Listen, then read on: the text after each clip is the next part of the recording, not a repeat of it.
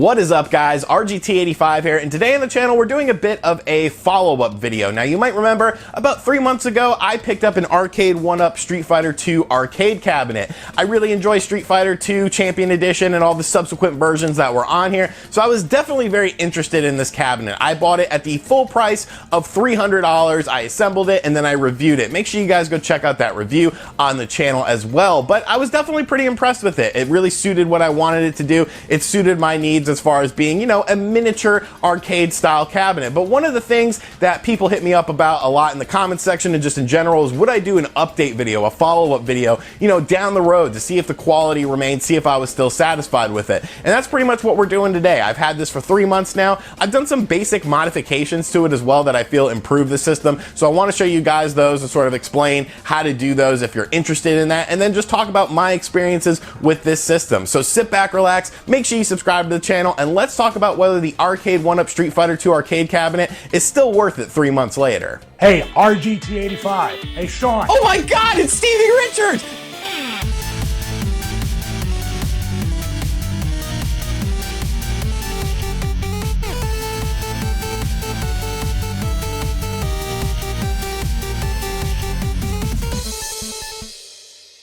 All right, so like I said, I have done a few improvements on the system, both aesthetically and control-wise. All of these were very cheap, and I pretty much got the ideas from other YouTube channels. There's a YouTube channel called Cool Toy that we've talked about on here before that does a lot of stuff with Arcade1UP cabinets. Make sure you guys go check him out. I'll have a link in the description box down below. But he made a really cool video on how to sort of customize your Arcade1UP cabinet for very cheap and sort of improvement. And then Redneck Chris, which is another YouTube channel, he's doing a lot of stuff with his Arcade1UP cabinet. You might know that name from the Game Chasers. That's Billy from the Game Chasers' cousin. But he also got an Arcade1UP Street Fighter cabinet, and he did some little modifications to his that I really liked as well. I'll also have a link to his channel in the description box down below. Make sure you guys go check them out. But I definitely took inspiration when customizing my cabinet from them. And the first thing I want to talk about is basically just this stripe here. So you might notice that this stripe here and on this side and on the base of the system is now blue. And when you buy one of these, it comes black.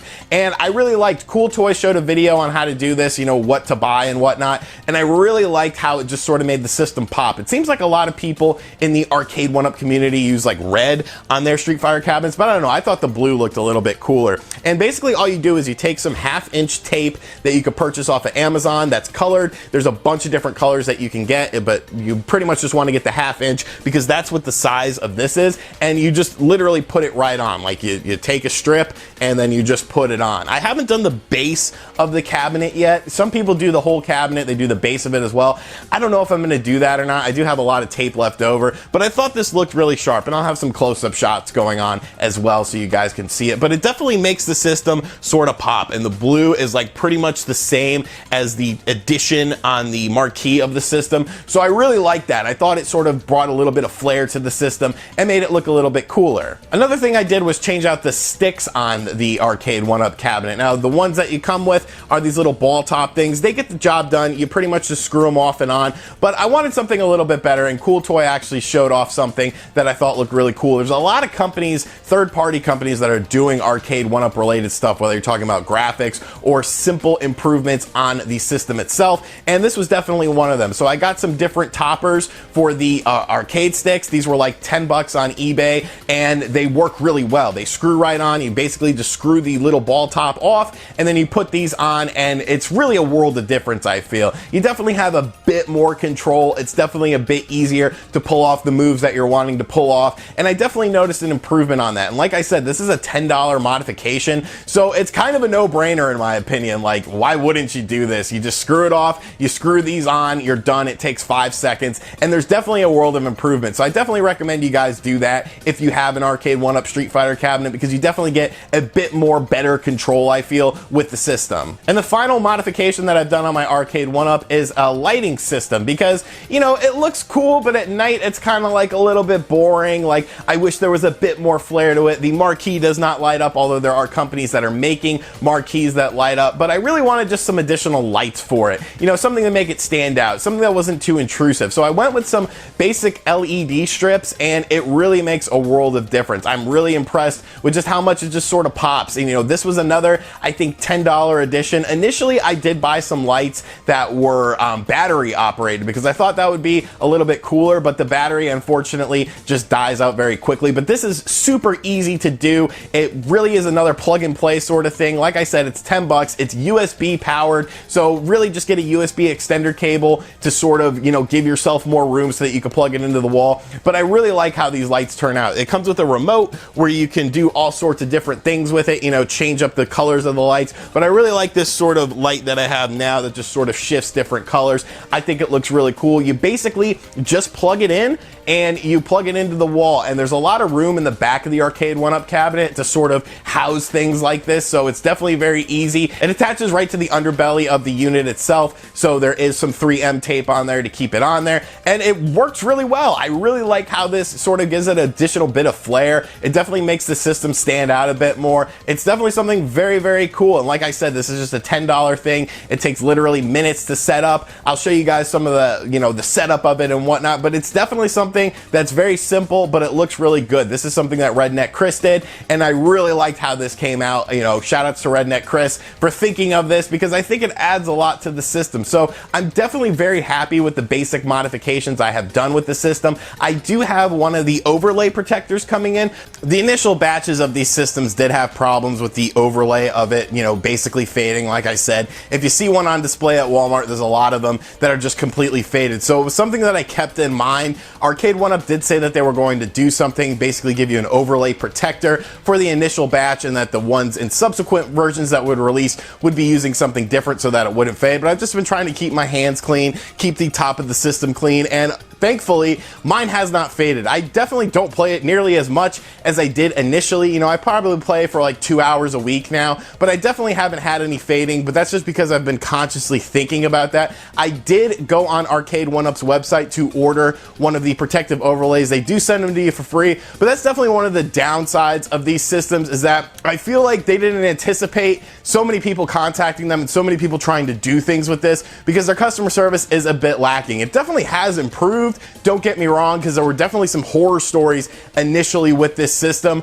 but you know, you basically fill out the form and it sends it via email, and then you just sort of wait. A lot of people never get tracking information or anything to see if their overlay is coming in. It just sort of shows up, you know, a couple weeks later. I actually found one on eBay. Somebody was selling a Street Fighter 2 overlay protector and the other overlay, so I picked it up. It was like $30 or $35, and yeah, I probably do have one coming in for free, but it was like, I'd rather have one now, you know, go ahead and protect the system than have to wait and then something could potentially happen to it. So that's just something to keep in mind with these systems, you know, especially the early batches. It seems like subsequent versions do not have this problem, so that's, you know, cool in my opinion, but there's definitely some growing pains with this system. Another area that is definitely a bit disappointing has to be the sound of this. You know, initially it didn't really bother me too much. There is only one speaker on this system, and of course this is a stereo game, not a mono game, so the sound quality is a bit lacking. Sometimes it pops, and the fact that you only have, you know, 3 settings, you have off, you have medium, and then you have all the way up.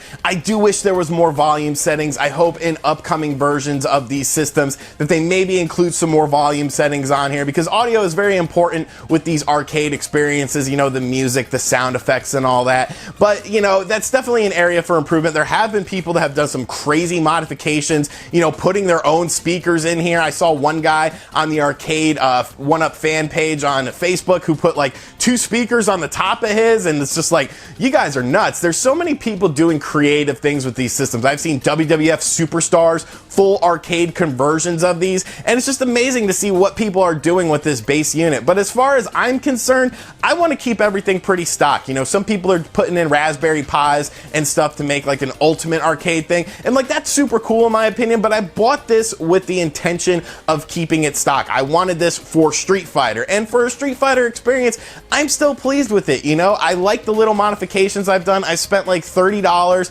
and maybe, you know, 30 minutes of my time doing these modifications. modifications, but I think they really improved the system overall. It was definitely a bit of a rough start for the Arcade1UP systems. You know, some of the systems were being damaged in shipping and things like that, but I think the company is, you know, invested in improving, and, you know, with their new upcoming lineup of games with stuff like Mortal Kombat, I'm definitely on board. Like, I want more of these systems, and yeah, I get it that a lot of people are like, well, why not just buy a real system? You know, why not buy a real Street Fighter arcade cabinet? You might could get it for about the same price, but you have to factor in things like having the room for one of them, having enough, you know, people to lug this thing there. How are you going to get it to your house? You got to get a couple friends together and, you know, get a pickup truck to put it in the back of the pickup truck. This thing weighs like 50 to 60 pounds. I can just pick it up and move it if I want to. It's not a big deal. Whereas one of those cabinets, you got to have more space. I would definitely love to have an original Street Fighter 2 arcade cabinet, but I think this gets the job done. And a lot of times these go on sale as well. So overall, I'm still very pleased with my system. I'm still having a lot of fun with it. I don't play it, you know, every single day anymore, but I play it for an hour or two a week, and I still have a lot of fond memories of it, and it's still a very responsive system. I've had no issues